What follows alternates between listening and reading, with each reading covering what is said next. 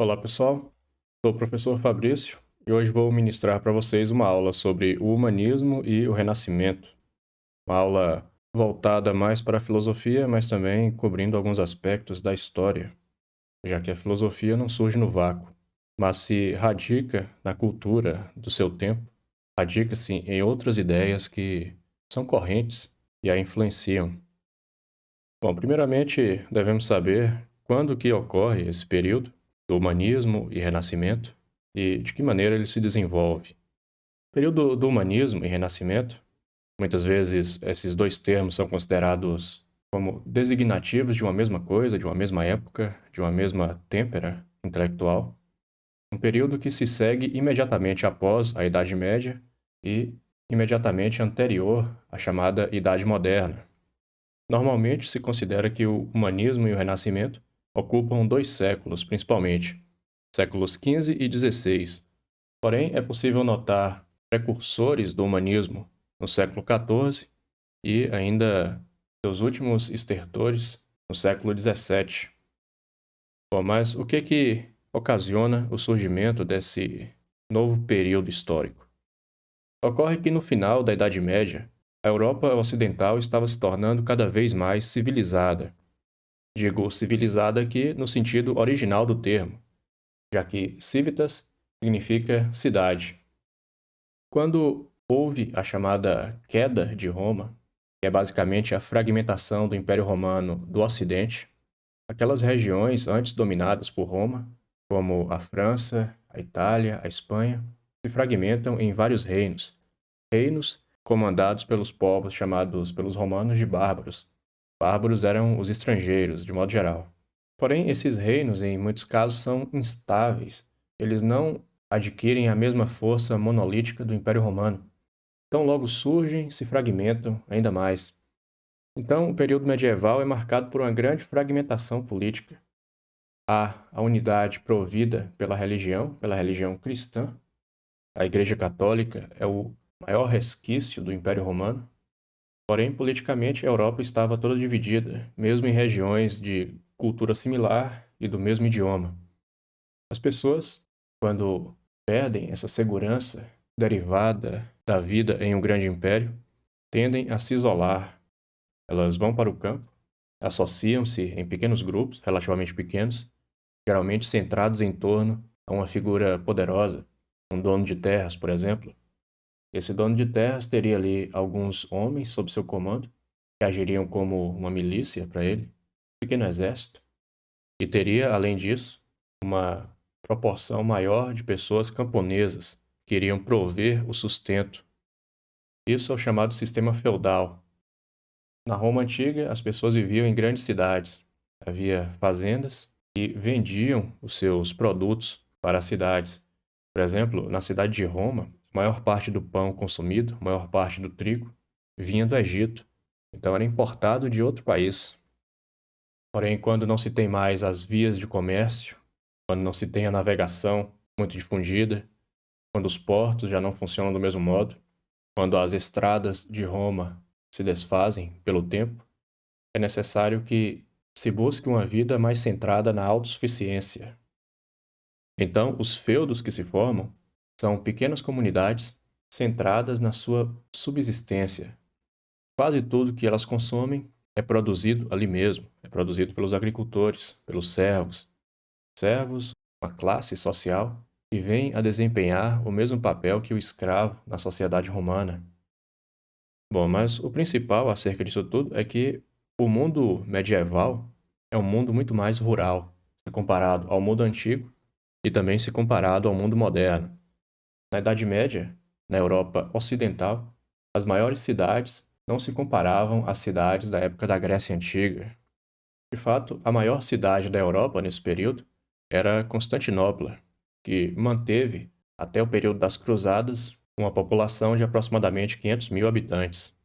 Porém, isso era no leste europeu.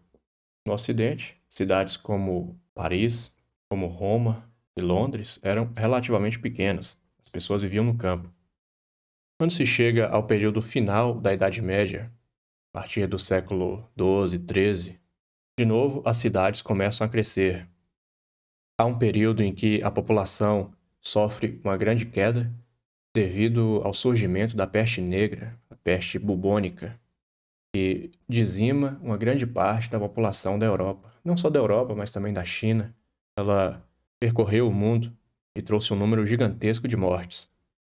Porém, quando a Europa se recupera da peste negra, ela adquire um nível de desenvolvimento, um nível de civilização superior ao que tinha antes. As cidades começam novamente a crescer. Nesse período surgem as universidades. Então, o conhecimento começa novamente a se difundir. O comércio começa a se ampliar. E a população até tem um pequeno crescimento. Ao longo de toda a história, até a Revolução Industrial, a população crescia muito lentamente. Porém, nesse período, devido a avanços na agricultura, foi um dos em que se teve, de fato, um crescimento após esse recaimento oriundo da peste negra.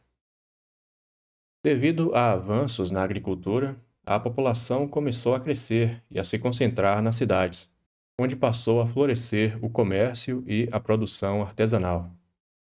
Como foi dito, nos feudos as pessoas consumiam aquilo que era produzido ali mesmo. Se o indivíduo precisasse de um sapato, ele compraria ou trocaria com um sapateiro ali da região. O comércio era muito pouco. Porém, quando a população se amplia e as cidades crescem, ali nas cidades, o comércio começa a se expandir, começa a florescer. Então surgem pessoas que se especializam mais em certas capacidades produtivas, em certos serviços até. Quando num feudo, o mesmo homem poderia ser ferreiro, poderia ser sapateiro e agricultor, já que não havia uma população suficiente para que ele se dedicasse a uma só dessas artes. Em uma cidade como essa, do final da Idade Média, Florença, o indivíduo podia se dedicar apenas a uma só arte, porque haveria um número suficiente de pessoas que estariam dispostas a adquirir bens de uma qualidade maior, que derivam de uma produção mais especializada. Várias cidades medievais se desenvolveram inicialmente em torno dos chamados burgos. O burgo era uma fortificação, é uma palavra genérica, designa algum tipo de fortificação. No caso, o castelo medieval era a principal fortificação da época. O castelo não era um local de luxo, mas era uma construção militar. E as cidades, desde o mundo antigo, assim que adquiriam um certo nível de desenvolvimento, se cercavam de muros. As guerras eram muito frequentes, não existia ainda a pólvora, então muros eram uma defesa muito boa. Essa imagem aqui, por exemplo, mostra um famoso burgo na Itália. É possível ver a fortificação na área mais alta, a cidadela. Na Grécia seria chamado a Acrópole, né? Em Atenas, por exemplo, é similar. E em torno a ela há uma região que é povoada, como se fosse uma pequena vila cercada ali pelos muros. Esse é o burgo. As pessoas que viviam ali, passaram a viver ali, e no entorno a esse forte, a esse burgo, acabaram ficando com o nome de burguês. O burguês é aquele que vai viver e trabalhar na cidade nascente. Ele se distingue do camponês, que vive no campo, que produz na agricultura, e se distingue também dos nobres que se dedicavam à guerra. Por conta disso também, as cidades na Europa acabaram, em várias línguas, recebendo nomes que derivam de burgo, as cidades ou povoações, assim como as pessoas que viviam ali recebiam o nome de burguês. O que distingue o burguês? É basicamente o fato dele ser uma pessoa que depende da cidade. O homem do campo, ou o nobre, visita a cidade ocasionalmente. O burguês vive nela e depende do trabalho que só pode ser realizado na cidade. Esse trabalho vai ser algum tipo de comércio ou algum tipo de produção manufatureira, produção artesanal, não a produção que se dá no campo.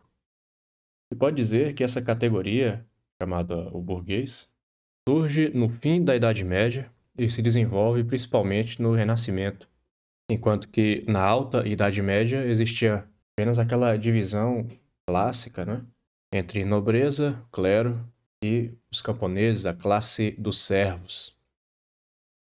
Então, as cidades, que por vários séculos permaneceram muito pequenas, muito esparsas em sua povoação, a cidade de Roma, por exemplo, era descrita como uma cidade fantasma.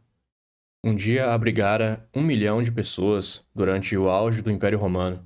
Após a queda, em certos períodos, Roma tinha apenas 10 mil habitantes.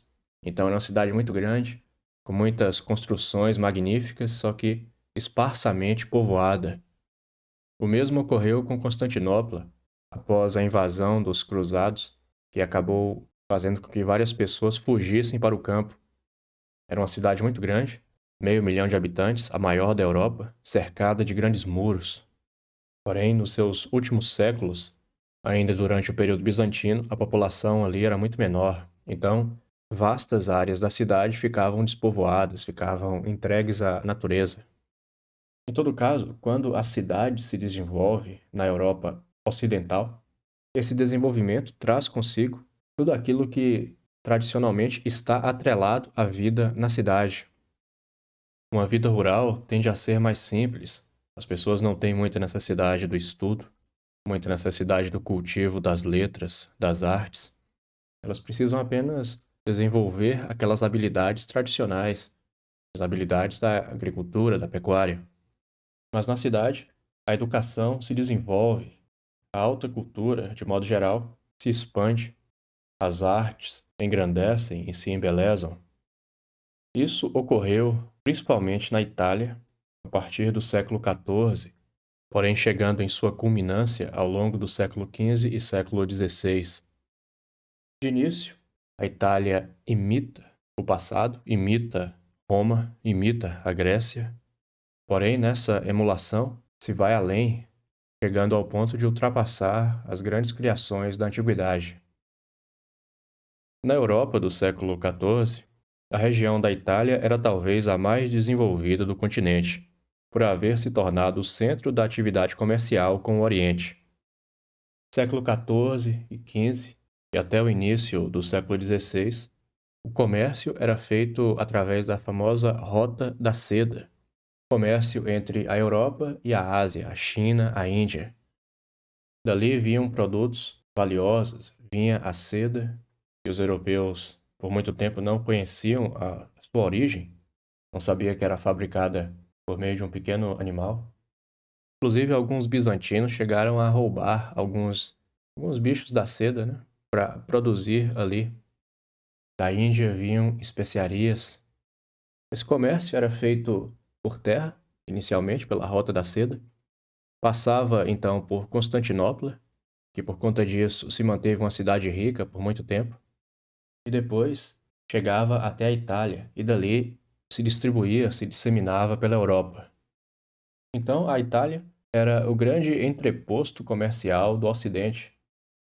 Por conta de todo esse comércio que ocorreu ali, por conta de todo esse dinheiro que passou pela Itália, ela obviamente enriqueceu e se desenvolveu inicialmente mais do que os outros países da Europa. Enquanto a Inglaterra e a França ainda eram majoritariamente rurais, a Itália já tinha grandes cidades, Florença, Veneza, Milão, já se desenvolviam. A Itália, que nesse período era não um país como hoje, unificado, mas uma série de pequenos reinos, similar ao que era, por exemplo, a Grécia Antiga, com as suas várias cidades e estado. De fato, a Itália só foi se unificar oficialmente enquanto um país moderno no século XIX. Antes disso, era uma coleção de cidades-estado em constante competição umas com as outras, inclusive em constante guerra. Por exemplo, Maquiavel, no Príncipe, fala das táticas do governante para obter e manter o poder, e ele fala das guerras, né? Em que o governante deve não depender tanto de mercenários e as táticas que ele deve utilizar. Essas guerras na Itália eram travadas comumente entre italianos, assim como as guerras da Grécia Antiga eram entre gregos, a maior parte delas. Aqui nesse mapa é possível ver a divisão da Itália no período renascentista. O reino de Veneza, ao norte, muito rico, o reino de Milão, o reino de Florença, os estados pontifícios, um resquício ainda da divisão feita pelos sucessores de Carlos Magno, quando criaram o Sacro Império Romano. Nápoles, a Sicília. Então a Itália é dividida. E mesmo esses reinos menores aqui, às vezes, passavam por conflitos internos, né? Por guerras civis. Devido ao intenso comércio, cidades italianas como Veneza, Florença e Milão experimentaram um rápido desenvolvimento e enriquecimento que se reflete em vários aspectos da vida. Quando uma civilização enriquece, quando ela se desenvolve para além do mero nível da subsistência, tende a surgir nela algo como um anelo por aquilo que é superior. A arte se desenvolve. Isso ocorreu em Atenas, ocorreu na Babilônia, quando enriqueceu, em Roma. As artes, a linguagem, a literatura, a filosofia tendem a se desenvolver mais em períodos prósperos. Até porque essas coisas, como diria Aristóteles, são as coisas mais inúteis, porém são as melhores. As coisas mais úteis são as mais baixas, né? O alimento é uma coisa extremamente útil, necessária, porém é da mais baixa categoria. Agora, um livro é o menos necessário, porém é o mais belo. Uma obra de arte. Tais coisas dependem de uma certa afluência, de uma certa abundância para que existam. O aumento da riqueza de uma região historicamente está relacionado a um desenvolvimento nas artes, filosofia, literatura e ciências, como ocorreu, por exemplo, em Atenas e Alexandria, na Antiguidade. Aqui uma pintura mostrando a Acrópole de Atenas. A imaginação do pintor de como seria a Acrópole no tempo áureo, no tempo de Péricles. A cidade de Atenas, devido ao intenso comércio que realizava, e devido em grande parte também ao fato de ter tornado-se líder da Liga de Delos e recebido impostos de várias cidades, Atenas produziu em um século um grande número de obras que viriam a inspirar a humanidade pelos séculos vindouros. Por exemplo, no alto da Acrópole, o Grande Partenon, considerado uma das obras de arquitetura mais perfeitas, encomendada e produzida durante o governo de Péricles. Atenas era uma democracia, porém Péricles foi como o líder dessa democracia por cerca de 30 anos. Em Atenas, nessa época, filosofava Sócrates, produzia peças de comédia Aristófanes, Ésquilo produzia seus dramas, Fídias produzia belas esculturas. Então, a arte, de modo geral, se desenvolve, a literatura, a filosofia, junto com esse enriquecimento material da cidade. Em tempos anteriores ao nosso, quando as cidades eram menores, quando a população do mundo era menor, quando as pessoas se conheciam mais, os ricos tendiam a, pelo menos, procurar aparentar virtude, seja a virtude moral ou a virtude intelectual, até a virtude estética. Então, famílias ricas na Europa, principalmente na Itália, mas também, por exemplo, nos chamados Países Baixos, né, no que seria a Bélgica e a Holanda, se tornaram patronas das artes. Por exemplo, os Borgia, que patrocinaram muitas obras, muitos artistas talentosos. Um dos fatores que explica por que o Renascimento tem seu foco na Itália é o passado da Itália. Roma foi o centro de um grande império, dominou toda a Europa, o Império Romano, a Europa, ainda norte da África e parte da Ásia. Então, a Itália já foi o país mais poderoso do mundo. E os italianos dos anos 1400, 1500 olhavam para o passado, olhavam para a grandeza de Roma e queriam que isso fosse restaurado. Queriam o renascimento daquele espírito antigo, o espírito da sua grandeza. Aqui, por exemplo, nessa imagem mostrando as ruínas do chamado Fórum Romano. Os grandes monumentos de Roma ainda persistiam. O Coliseu, com a sua capacidade de 50.000 lugares. Nos muitos séculos que transcorreram após a construção do Coliseu, nenhuma obra superou seu tamanho ou a sua capacidade. De modo similar, algumas construções, alguns prédios, como o famoso Panteão, ou em Atenas, Partenon, não foram superados em sua beleza, na simplicidade das formas ideais. Então, os italianos, principalmente, admiravam a antiguidade, Eles viam tudo que havia sido feito, todas as belas obras, e buscavam um retorno a isso. Então, no período do Renascimento, artistas como Botticelli, Leonardo da Vinci, Michelangelo e Rafael foram buscar inspiração no mundo greco-romano, em suas técnicas e temas. Aqui, falando do exemplo das artes, as artes plásticas, a pintura, a escultura, que na antiguidade alcançaram um elevado nível de desenvolvimento técnico. Hoje, nós conhecemos as esculturas do período de Roma e da Grécia, por exemplo, o Discóbulo, a Vênus de Milo.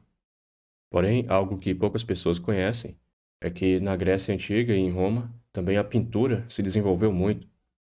Vários artistas pintavam de forma muito realista, diferindo do estilo que predominou durante o período medieval.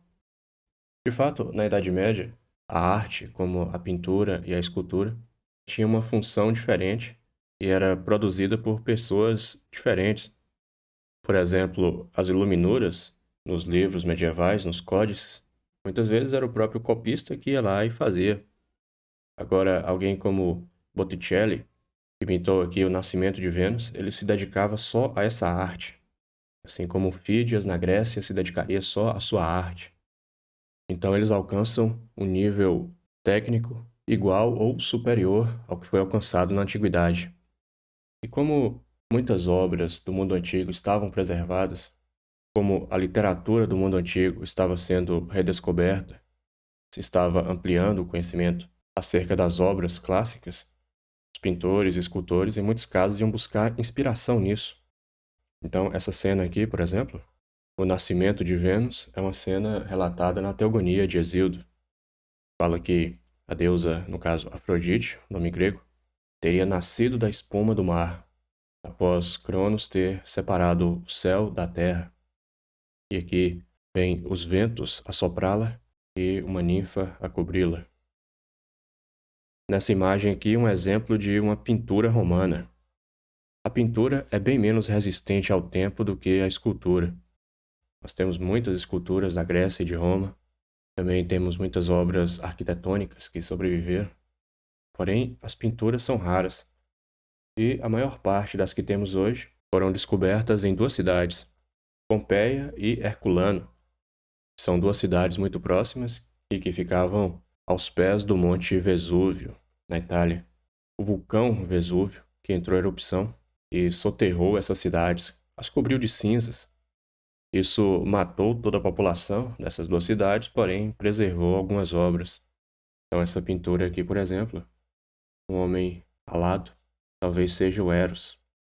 Uma pintura de um estilo realista. Pompeia e Herculano eram cidades pequenas. Em Roma, em Atenas, em Cartago, certamente haveriam pinturas ainda melhores, mais caras, né? Então, em certo sentido, se pode dizer que a Renascença é uma forma de reapropriação da antiguidade, uma reaquisição de capacidades e poderes que os antigos, no caso os gregos e os latinos, tinham possuído e exercitado. Pessoas do período renascentista viam o passado recente com certo preconceito, viam a Idade Média como um período de trevas, um período obscuro e bárbaro. Bárbaro, distinto daquilo que é grego e romano, e olhavam para o período clássico como um período de luz, um período de grande desenvolvimento intelectual, desenvolvimento artístico e até desenvolvimento em termos militares, em termos de comércio, porque Roma era o centro do mundo. Então, eles queriam se reapropriar de tudo aquilo que haviam perdido. Essa inspiração na antiguidade é o que chamamos Renascimento, um renascer do espírito clássico, concebido enquanto humanista. O que é o espírito humanista? É louvar o homem naquilo que ele tem de essencial, naquilo que o diferencia, que o distingue de toda a natureza. Protágoras, na Grécia Antiga, havia dito: de todas as coisas, o homem é a medida. Ou o homem é a medida de todas as coisas, das que são, das que não são, enquanto não são. Ou seja, o julgamento humano, a inteligência humana, é o que forma o mundo.